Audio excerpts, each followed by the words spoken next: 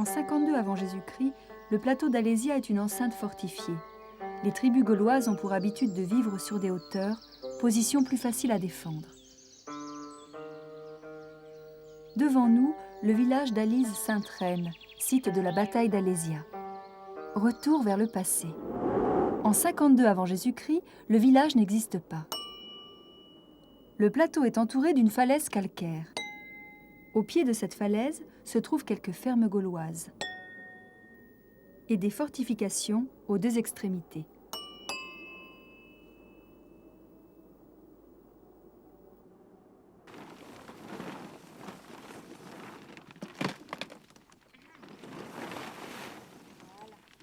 Nous sommes au cœur d'une des fouilles les plus importantes d'Alésia puisqu'elle a permis la découverte d'un habitat gaulois et d'un morceau de rempart qui était construit avec des poutres et avec des clous en fer que nous avons retrouvés et qui servaient à maintenir les poutres qui donnaient l'ossature du mur, le reste du remplissage étant fait essentiellement donc de ces blocs que nous avons là.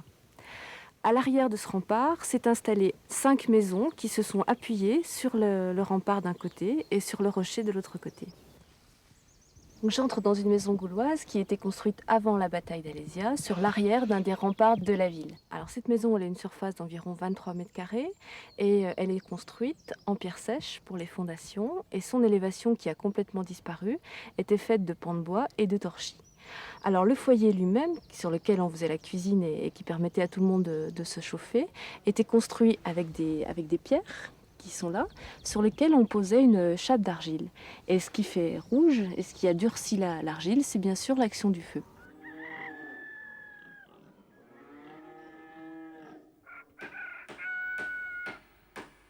Vercingétorix a dirigé ses troupes vers Alésia pour s'y réfugier. C'est ici à l'est qu'il s'installe. Actuellement, sur cette pointe est, se trouve une zone de pâturage. Du temps de Vercingétorix, pas de champs, pas d'arbres. Le chef gaulois fait élever un rempart pour protéger son camp. Il est accompagné de ses 80 000 guerriers qui montent leur tente là où ils le peuvent.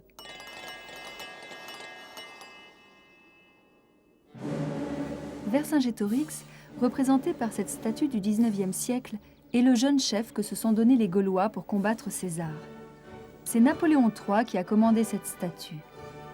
Le visage sculpté de Vercingétorix s'inspire d'ailleurs de celui de l'empereur. Sous le Second Empire, on fait revivre le mythe gaulois pour exalter le patriotisme français. Un journal s'appelle même Le Gaulois. Sous la Troisième République, ce mythe des valeureux Gaulois est exploité à des fins commerciales. La politique n'est pas en reste. La défense de la patrie, l'esprit de reconquête, de courage, de fierté sont célébrés.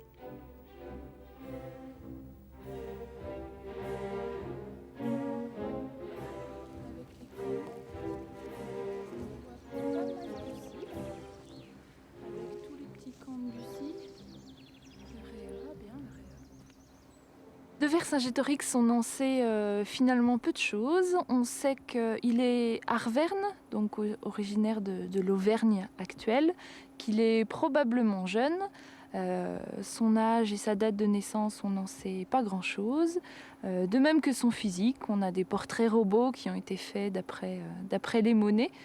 Mais on peut pas s'y fier réellement puisque les monnaies, c'est plutôt des visages idéalisés. Donc finalement, on sait peu de renseignements sur sa personnalité et sur sa vie.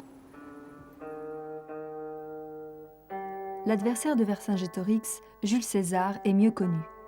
Au XIXe siècle, les Français le représentent comme un chef intransigeant et cruel. Pourtant, des sculptures et des portraits de lui, faits de son vivant par des artistes romains, le montrent sous un aspect très différent. En 52 avant Jésus-Christ, César est général et proconsul de la République romaine. Il compte sur ses victoires pour devenir le chef suprême de l'Empire qui est en train de se constituer. Quand César arrive devant Alésia, il établit son camp sur le mont Flavigny. De sa tente, il peut observer le village gaulois et ses fortifications. La ville même d'Alésia était au sommet d'une colline, sur une position très élevée. Il semblait qu'on ne pût s'en emparer que par un siège. César ordonne de construire une ligne fortifiée tout autour du plateau. Elle est longue de 15 km. La ligne fortifiée est composée d'un rempart de pierre, sur lequel est montée une palissade de bois. À intervalles réguliers, des tours d'environ 9 mètres. Sur le mur, des branchages aux pointes acérées. Au pied du rempart, 2 fossés, dont l'un est rempli d'eau. Plus en avant, d'autres pièges, des pointes de fer, des trous avec des pieux au fond, des branches barrent la route à l'ennemi. Une sortie de la cavalerie gauloise ne peut empêcher l'achèvement des fortifications romaines. Vercingétorix appelle les tribus gauloises à son secours. Voilà maintenant 1 mois que Vercingétorix est assiégé. Il attend les renforts qu'il a appelés à son secours. Depuis son arrivée, le paysage qui s'offre à lui s'est considérablement modifié. Du rempart, il voit la palissade romaine. Puis derrière celle-ci, les 60 000 hommes de l'armée de César qui l'assiègent.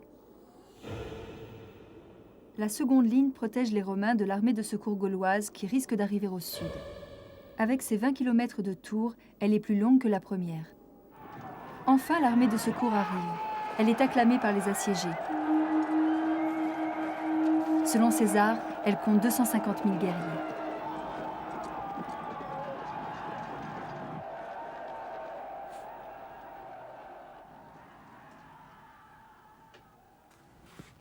Ici, c'est une représentation donc, du siège d'Alésia. Au premier plan, vous avez un soldat romain avec son casque de bronze et sa crête en crâne de cheval. Ici, la côte de maille, le glaive et le fameux pilum avec sa pointe de près d'1 mètre qui est fait pour traverser pratiquement tout. Le Gaulois se trouve ici, vous l'apercevez, avec son casque qui lui est un casque de fer, une longue épée qui va frapper donc de taille, contrairement au glaive romain qui est plutôt prévu pour frapper des stocks et pénétrer à travers les côtes de mailles de l'adversaire. Là ici on voit très bien l'emplacement pour mettre le glaive. En fait, on s'aperçoit que les tenues des combattants sont assez proches, le romain ayant adopté la côte de maille qui est une invention des Gaulois. Comme il l'avait prévu, César doit se battre sur 2 fronts. Au début de la bataille, le général romain est inquiet. Aucun d'entre nous ne pensait qu'il fût possible de tenir devant le seul aspect de cette multitude, surtout avec la perspective de livrer 2 combats à la fois. Les assiégés faisant une sortie cependant que paraîtrait à l'extérieur une infanterie et une cavalerie aussi importante. Et pourtant, la cavalerie romaine met en pièces la cavalerie gauloise qui s'enfuit. Vaincu, Vercingétorix se retire sur le plateau. Le lendemain, il se rend à César. Des écrivains de l'Antiquité racontent. Vercingétorix se revêtit ses plus belles armes et para son cheval sur lequel il monta pour sortir de la ville d'Alésia. Il caracola autour de César qui était assis, puis bondissant à terre, il jeta ses armes et ses insignes. Vercingétorix ajouta « Ils sont à toi, je suis brave mais tu l'es davantage et tu m'as vaincu ». Les tableaux du XIXe siècle insistent sur le martyre de Vercingétorix. Amené à Rome, il est exécuté après 6 ans de captivité au moment du triomphe de César. Désormais, toute la Gaule fait partie de l'Empire romain. Elle va connaître plusieurs siècles de paix. Sur le plateau d'Alésia, une nouvelle ville est bâtie selon le goût romain.